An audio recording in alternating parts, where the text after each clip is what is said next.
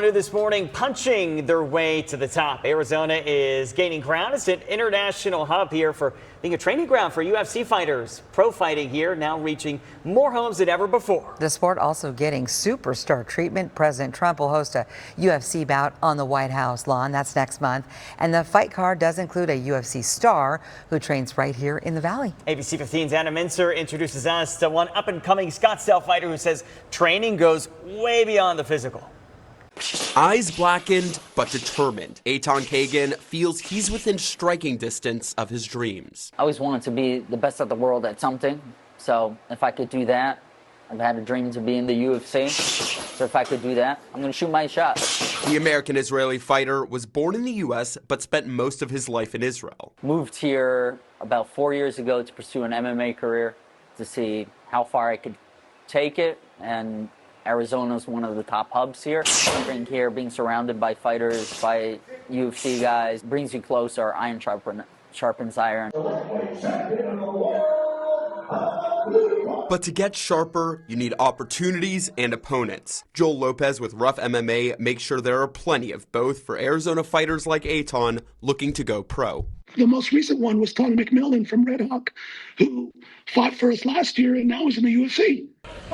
So it's a quick, fast jump to from fighting in rough for a couple times and then getting to the big show. We're like the provinces, right? And the Gladiator movie, right? So it's close enough for Vegas fighters to come here. But Lopez says Arizona's dominance is about more than its proximity to Vegas or even the talent pipeline coming from ASU's wrestling program or area boxing and jiu-jitsu gyms. He says the desert heat forges champions. Fighters in the state are tough, they're hungry, and very resilient, right? More fighters in the state also means more fights and more time in front of crowds, exposing the athletes training or visiting Arizona to another part of fighting.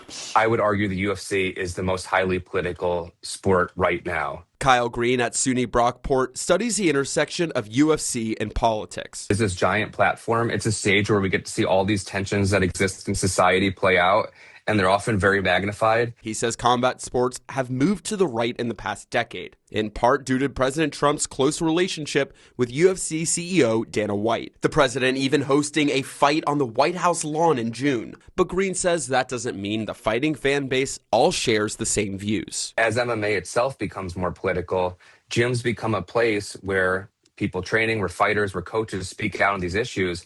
It can divide communities.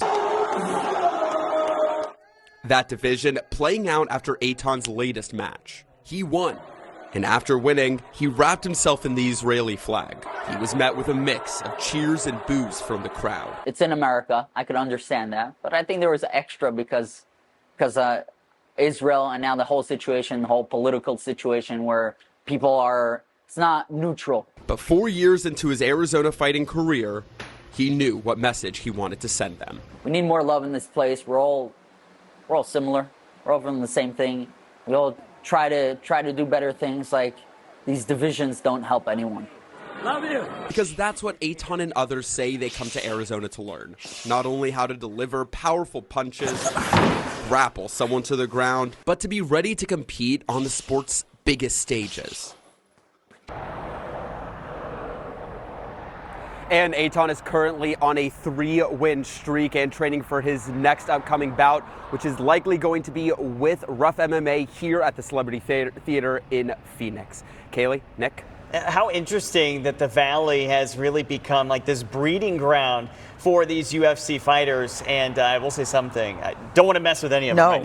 No. One of the very cool things about Celebrity Theater, too, is that it's in the round, so there will not be a bad seat in the house. Adam and Sir, thank you so much for this coverage. A really, really cool story to see. Yeah, we need to stay out of these guys' way.